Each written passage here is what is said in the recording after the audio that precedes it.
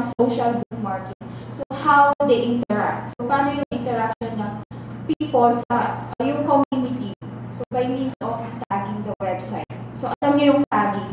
Tagging sa Facebook, itatag nyo yung tao.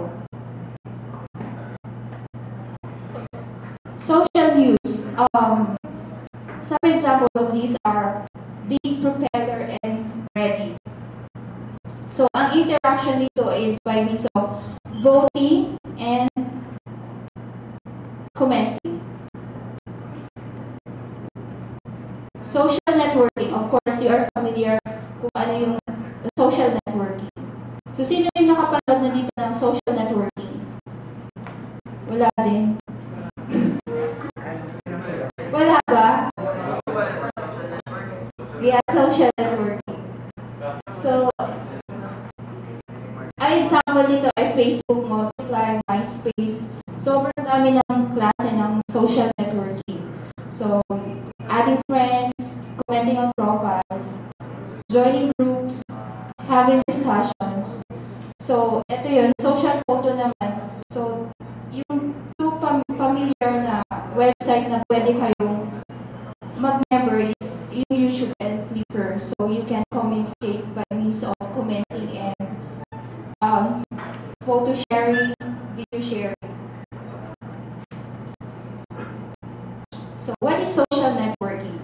It's an online service platform or site that focuses on on building and reflecting of social networks or social relations among people who, for example, share interests and activities. Of course, you are familiar with social networking. So, those and those of social networking. So, if you are applying a job, guys, remember this. Remember the those and those of social networking.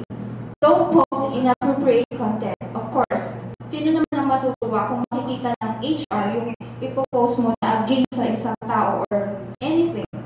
Like, ipopost mo yung porn sa Facebook mo, diba? Avoid loud political arguments online. So, bawal makipag-away sa online. Makipag-argue. Avoid either forwards or referring people to funny or semi-inappropriate humorous websites.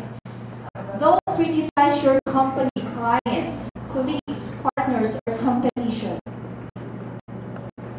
Make sense? Don't connect with everyone. So you should, kailangan mo din ng privacy. So huwag mong ipapublic yung Facebook mo. Kasi malay mo yung HR or your company. Pag sinners nila yung profile mo, makikita na yung yung inappropriate, yung mga pinupost mo na hindi maganda sa isang tao or kailangan talaga ng privacy din. So, be consistent. So, actually guys, this is very important sa mga students na gusto mag-apply sa online. Especially yung mga gagawa ng social media resume. Dapat yung word nyo or yung documents pareho sa social media niyo, social media resume. Kasi one time, I remember my experience. May nagpasa sa akin ng resume niya. Nilagay niya yung social media resume. Tapos, hindi naman pareho sa yung naka-word. So, parang pangit tignan. Do Google your name and check what's online. So, you should have to Google your name kung meron bang nag-feedback sa'yo or meron bang nag-post na against sa'yo sa Google or sa mga websites. And be careful what you tweet. Like what I've said, you should be careful when you're posting yung mga pangit na feedback. So where to start? There are a lot of social networking available sa online ngayon. So I've only chosen 3 websites. Hindi ko in-include yung Facebook, guys, kasi I know na parang hindi siya maganda. I mean,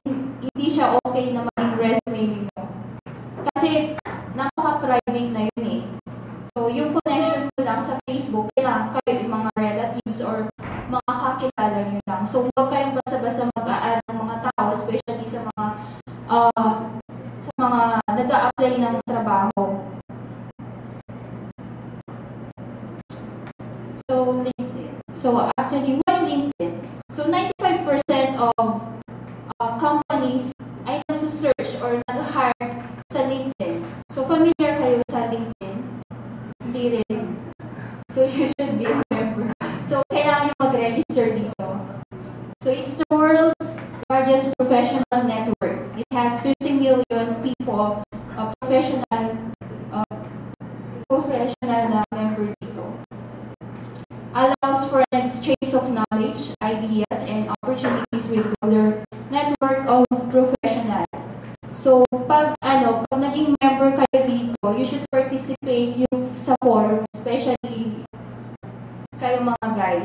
Kasi, ang tendency, pag naging okay yung question, yung Q&A doon, may possibility na may mag-o-offer sa'yo ng magandang opportunity, magandang work doon sa LinkedIn. So, last week, someone offered me via LinkedIn. So, magandang magandang stepping stone ninyo. Has an unparalleled search engine field. So, how to optimize your LinkedIn profile? So, we should start sa headline. The first and most important field to optimize on your LinkedIn profile. So, yan yung headline, yung SEO, mobile marketing, PPC specialist. So, why this is important? So, pag nag-search kasi yung company, like for example, SEO specialist is their keyword. So, makikita nila yung headline mo. Make sense?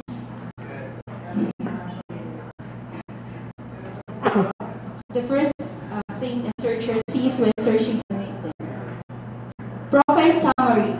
So, you have to showcase your skills, kung ano yung gusto nyo sa buhay, or whatever. Describe who you are. And then, it's a great opportunity to add kind of keywords here. Yung mga spammer dito na magaling mag-add ng keywords, pero huwag nyo gagawin sa LinkedIn. So, avoid keyword stuffing, guys. Job title and description. A job description includes the title, a description of the task performed, and information on working conditions. Group memberships and connections. First, second, and third degree connection also play a vital or part in determining your ranking in LinkedIn search results. So it's really important, guys, yung first and second degree connection. I remember yung naging experience ko last year, pero hindi siya sa LinkedIn, sa Facebook. We have a mutual friends. Tapos inad ako ng girl. Inad ako ng girl na to, very young, young girl na to. Tapos, after 5 minutes of chatting, I found out that this girl is my half-sister. So, it's really important, guys, na yung first and second degree connection is nakakonect din sa inyo. So, it's like a vote of confidence. So, the more members you have, mas searchable kayo sa LinkedIn. So, hidden gem. Of course, yung mga spammers dito,